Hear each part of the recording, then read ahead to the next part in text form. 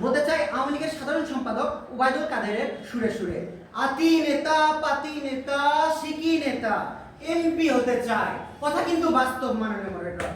আতি নেতা পাতি নেতা হচ্ছে এমপি হতে চায়। কেন হতে চায় চলো আমরা সেটাই জেনে আসি। কারণ রাজনীতি এখন এক ধরনের বিনিয়োগ ব্যবসা, যেখানে 100 কোটি টাকা খরচ করলেই জয়লাভ করে, অনায়াসে হাজার হাজার কোটি টাকা মুনাফা পাওয়া যায়।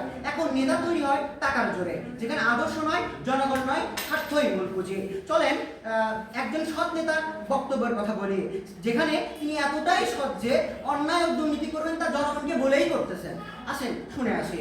26শে মার্চ 2024 সালে নাটোর 1 আসনের সংসদ সদস্য মোহাম্মদ আবুল কালাম আজাদ স্বাধীনতা দিবসে এক বক্তব্যে প্রকাশ্যে বলেছিলেন, এইবার দ্বাদশ জাতীয় সংসদে নির্বাচনে 1,26,00,000 টাকা খরচ হয়েছে, সেই টাকা তিনি তুলবেই। যেভাবেই হোক তিনি এভাবেই বলেছেন যে এইটুকু অন্যায় করব, আর করব না। নির্বাচনী ব্যয় অনুযায়ী একজন সংসদ সদস্য 1,26,00,000 টাকা ব্যয় করতে পারে না। আবার the ministers of state and deputy ministers act অনুযায়ী সংসদ সদস্য মাসিক বেতন পান মাত্র 55,000 টাকা। ধরে নিলাম 1 লক্ষ টাকাই বেতন পায়। যদিও 5 বছরে 1 লক্ষ টাকা করে ধরলে 60 লক্ষ টাকা হয়। তাহলে 1,26,00,000 টাকা যে তিনি তুলবেন, সেটা তুলতে গেলে আর 66 লক্ষ টাকা লাগবে। সেই টাকা তিনি কই থেকে পাবে? আমার প্রশ্ন বিপক্ষ দলের কাছ থেকে। ওই তো এইটুকু অন্যায় করব, আর করব না, ওই জায়গায় থেকেই টাকা তুলে আসবে।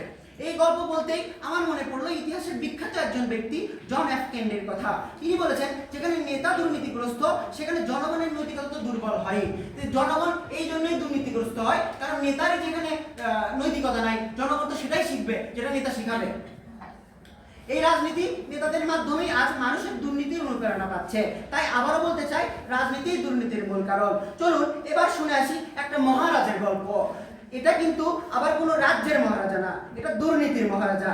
9 অক্টোবর 2024 যুগান্তর নিউজের প্রতিবেদন থেকে আমরা জানতে পারি, মহিউদ্দিন মহারাজা নামে এক ব্যক্তি ছিল, যে কিনা 1991 সালে ছাত্রদল করতেন।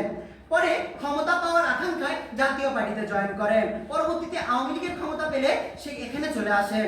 এই ঘটনা পড়ার সময় মনে হচ্ছিল কোনো মানুষ নয়, গিরগিটি নিয়ে গবেষণা করছি। তাই যাই হোক, এরপরে